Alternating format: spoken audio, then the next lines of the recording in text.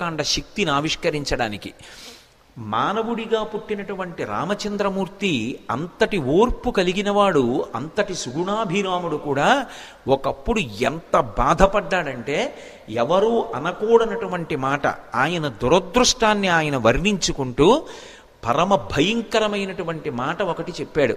రాజ్యాద్భ్రంశౌ వనే వాసః సీతా నష్ట హతో ద్విజః ఈదృశీయం మమావస్థ నిర్దహేదపి పావకం అన్నాడు అరణ్యకాండం. నేను ఎంతటి దురదృష్టవంతుడినో చూశావా లక్ష్మణ, నాకు యవ్వరాజ్య పట్టాభిషేకం జరగాలి, ముందు రోజు రాత్రి యవ్వరాజ్య పట్టాభిషేకం అన్నారు, ఈ పాటికి నేను ఏనుగు మీద అంబారీలో తిరగాలి, అటువంటిది ఇవాళ రాత్రి యవ్వరాజ్య పట్టాభిషేకం అనుకున్నది మరునాటు పొద్దున్న అభిషేక సమయానికి తప్పిపోయింది. రాజ్యాద్భ్రంశో, రాజ్యం పోయింది. పోని రాజ్యం పోతే పోయింది, అంతఃపురంలో ఉన్నానా, వనే వాసః, అరణ్యానికి వచ్చేసాను. పోనీలే ఏదో అరణ్యానికి వచ్చాను, వచ్చినా కూడా సీతమ్మ పక్కనుంది కాబట్టి ప్రశాంతంగా గడిపేశాను.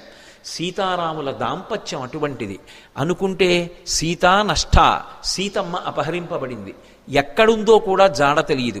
ఇంతటి విలుకాణ్ణి అయినా నా భార్యని రక్షించుకోలేకపోతున్నాను. సీతా నష్ట హతో ద్విజః, నేనున్నాను అని దశరథ మహారాజు గారితో సమానమైనటువంటి వాడు, నాకు స్నేహితుడు, పాపం పరుగు పరుగున వచ్చి నాతో పాటు ఉండి నాకు సేవలందిస్తున్నటువంటి జటాయువు మరణించాడు.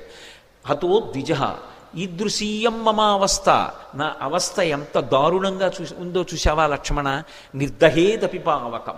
నీకొకటి చెప్పనా, నా శోకము ఎటువంటిదంటే, లోకంలో ఏ వస్తువునైనా అగ్ని కాలుస్తుంది, కానీ నా శోకం అగ్నిని కాల్చేస్తుంది. ఇన్ని దురదృష్టాలు ఏ వ్యక్తిని వెంటాడవు. దెబ్బ మీద దెబ్బ, దెబ్బ మీద దెబ్బ, ఎంత కష్టపడుతున్నానో చూశావా అన్నాడు. అయోధ్యకాండ మొట్టమొదటి శ్లోకం దగ్గర ప్రారంభమయ్యాయి కష్టాలు. బాలకాండ చిట్ట చివరి శ్లోకం వరకు సంతోషం. అయోధ్యకాండ ప్రారంభమైంది అంతే, సింహాసనం కదిలిపోతోంది అన్న సూచన వచ్చేటట్టుగా ప్రారంభమైంది అయోధ్యకాండ. ఇక అక్కడి నుంచి కష్టాలు. అయోధ్యకాండ చాలా పెద్ద కాండ. అయోధ్యకాండలో ఎన్ని కష్టాలు, అరణ్యకాండ ఎన్ని కష్టాలు, కిష్కింధకాండ ఎన్ని కష్టాలు. సుందరకాండ ప్రారంభం అవ్వాలి, కిష్కింధకాండ చివరి దగ్గరికి వచ్చేటప్పటికే అందరి కష్టాలు తొలగిపోతున్న